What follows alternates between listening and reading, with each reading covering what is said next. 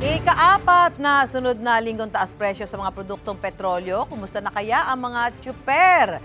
Live mula sa Maynila, may unang balita si Bea Pinlac. Bea.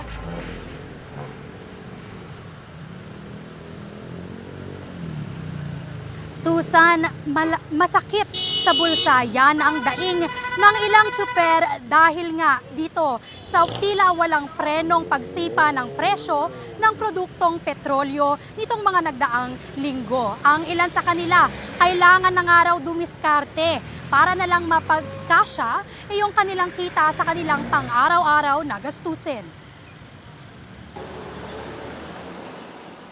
Naghabol magpakarga ng diesel bago pumasada ang jeepney driver na si Tatay Andres. Epektibo na kasi ngayong umaga ang panibago na namang oil price hike. 1 peso and 60 centavos ang patong sa kada litro ng gasolina, 65 centavos ang dagdag sa kada litro ng diesel, habang 60 centavos naman sa kada litro ng kerosene. Sabi ni Tatay Andres at iba pa niyang kasama sa pamamasada, bagamat sanay na sila sa sunod-sunod na pagtaas sa presyo ng petrolyo, masakit ang tama nito sa kanila.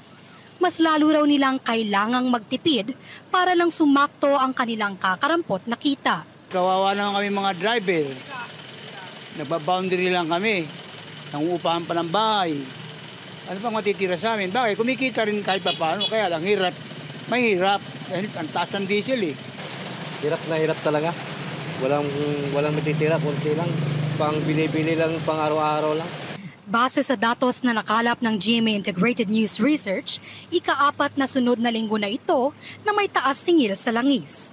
Kung susumahin mula Enero ngayong taon, 10 pesos and 85 centavos na ang itinaas sa kada litro ng gasolina, 9 pesos and 5 centavos sa kada litro ng diesel, at 2 pesos and 35 centavos naman sa kada litro ng kerosene. Bisa makakabili ng masarap na ulam ay di gulay na lang.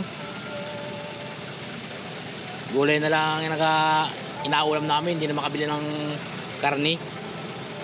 Gawa na sobrang mahal ng bilihin eh. Kailangan namin kumain ng maaga para makasurvive. Medyo mabigat kasi siyempre may mga anak na nangangailangan.